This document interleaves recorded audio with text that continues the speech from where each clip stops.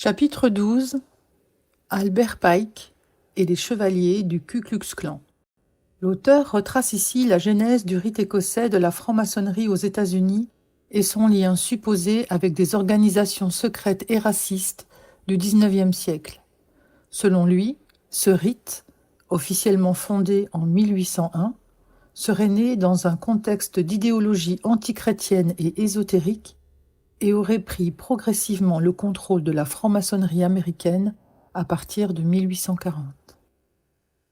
Divisé en deux juridictions, Sud Arkansas et Nord Boston, il aurait, d'après cette thèse, servi d'instrument d'influence britannique sur le territoire américain. L'auteur relie plusieurs événements historiques: la guerre contre le Mexique 1846-1848, la guerre de sécession 1861-1865 et la période de reconstruction du Sud à des actions ou à des influences de ce rite écossais. Il évoque notamment l'organisation des Chevaliers du Cercle d'Or, fondée à Cincinnati, qui projetait de bâtir un empire esclavagiste centré sur Cuba. Leur emblème, la Croix de Malte, aurait ensuite été récupéré par le Ku Klux Klan. L'un des personnages centraux de ce récit est Albert Pike, 1809-1891.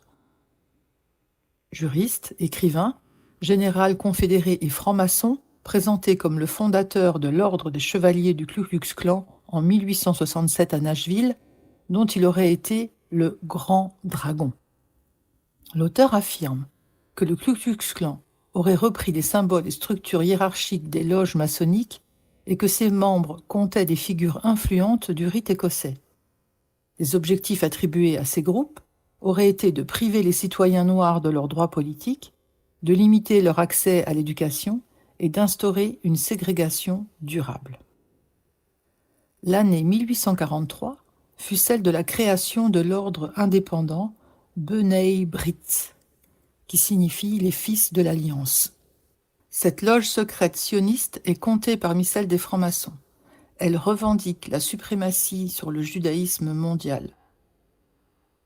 Bien que la plupart des loges de cet ordre aient été dans le nord des États-Unis, le B'nai B'rith se déclara ouvertement aux côtés des confédérés. Beaucoup de porte-paroles de cet ordre dans le Nord soutenaient avec force l'esclavage et continuèrent, même après la guerre civile, à œuvrer avec les confédérés dont ils partageaient les buts.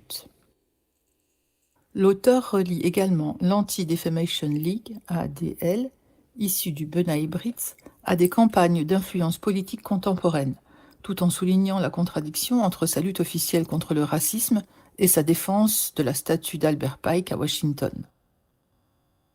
L'auteur nous fait ensuite part d'un extrait du discours de Pike du 4 juillet 1889, destiné aux membres du 32e degré du rite écossais. Je cite : « Nous vénérons un Dieu qui est, en fait, un Dieu compris sans superstition. Nous tous, initiés de haut grade, devons continuer à vivre notre religion dans la pureté de l'enseignement de Lucifer. Si Lucifer n'était pas Dieu, serait-il calomnié par Adonai, le Christ, dont les actes témoignent de cruauté, de haine envers son prochain et de rejet de la science ? Oui, Lucifer est Dieu et Adonai est aussi, hélas, Dieu. La loi éternelle dit qu'il n'y a pas de lumière sans ombre, de beauté sans laideur, de blancheur sans noirceur, car l'absolu ne peut exister que dans les deux dieux. C'est pour cela que l'enseignement du satanisme est de l'hérésie. La vraie religion philosophique, c'est la foi en Lucifer, le dieu de la lumière mis au même rang qu'Adonai. Mais Lucifer, dieu de la lumière ou du bien, se bat pour les hommes contre Adonai, dieu de l'obscurité et du mal. On peut lire d'ailleurs cette citation en anglais et en français dans le dossier de Pike qui se trouve à la bibliothèque du rite écossais à Washington, D.C. Pike était, selon ses propres dires, sataniste et agent de la couronne britannique, donc de la City. Pike conféra en 1867 tous les degrés du 4e au 32e du rite écossais au président des États-Unis Andrew Johnson. 39 jours après que le président Theodore Roosevelt, également raciste anglophile et franc-maçon, eut accédé à sa charge, Le monument d'Albert Pike fut installé à Washington. Il s'y trouve encore. L'auteur fait une remarque ensuite sur la situation actuelle.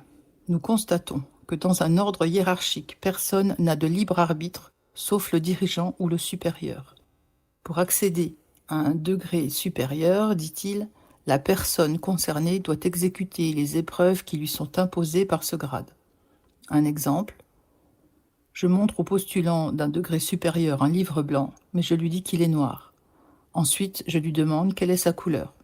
S'il répond blanc, il a échoué. S'il répond noir, il est admis au grade supérieur et reçoit de nouvelles épreuves qu'il devra exécuter docilement, en faisant abstraction de sa propre volonté. Vous rendez-vous compte que toutes les hiérarchies du monde sont construites selon ce principe? Que tous les systèmes scolaires, presque toutes les religions, y compris la religion chrétienne, islamique, hindoue, bouddhiste, les mormons, les témoins de Jéhovah, les scientologues, etc., sont calqués sur ce principe, dit l'auteur? Il n'est pas permis d'avoir sa propre opinion, son propre système de pensée, d'évoluer librement. Il faut suivre les indications que l'on reçoit d'en haut, qu'il s'agisse, comme dans l'exemple de Pike cité ci-dessus, de la doctrine luciférienne pour le 33e degré, ou bien des dogmes de l'Église catholique ou islamique imposés à leurs croyants. Cela revient au même. Les contemporains qui renoncent en toute conscience à leur propre volonté et à leur propre responsabilité, qui s'en remettent à une autre personne, à une autre organisation ou à un chef, ne sont pas dignes d'être mieux traités, puisqu'aujourd'hui, personne ne nous contraint réellement à adhérer à quelque organisation religieuse que ce soit. Fin de la citation. Ce texte, conservé selon l'auteur à la bibliothèque du rite écossais à Washington, serait pour lui la preuve de l'orientation luciférienne du haut degré maçonnique. Pike est décrit comme un sataniste et un agent de la couronne britannique lié à la City de Londres. Enfin, l'auteur établit un parallèle avec l'époque contemporaine en évoquant le président Bill Clinton, ancien gouverneur de l'Arkansas, État d'Albert Pike, et son affiliation supposée à des loges maçonniques, telles que de Molay, liées au rite écossais. Il décrit le pasteur W.O. Vaught, mentor spirituel de Clinton, comme franc-maçon du 32e degré et héritier de la tradition spirituelle de Pike, soutenant la peine de mort et le droit à l'avortement. Clinton est présenté comme membre du Council of Foreign Relations et de la commission trilatérale et du groupe des Bilderbergers, ce qui, selon l'auteur, témoignerait de la continuité d'une influence maçonnique et mondialiste sur la politique américaine. Le texte s'achève sur une note critique et morale. L'auteur condamne les systèmes où les individus abandonnent leur discernement à une autorité, qu'elle soit religieuse, politique ou occulte. Il appelle à la responsabilité personnelle et au refus des manipulations collectives en plaçant la liberté de conscience au-dessus des hiérarchies humaines ou secrètes.